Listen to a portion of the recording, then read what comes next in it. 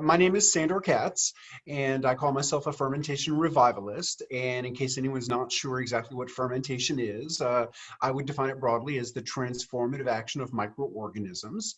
And in the context of foods and beverages, people in every part of the world have developed techniques to, harness the power of the microorganisms that are on the food in order to make the food more delicious, more stable for storage, to produce alcohol, to make it more digestible, to make it less toxic, to produce probiotics.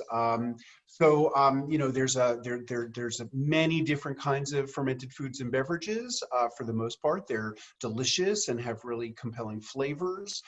In many cases, they also have really special health benefits for us. It's not rocket science. Fermentation is something that if you're interested, you can learn how to do it in your kitchen.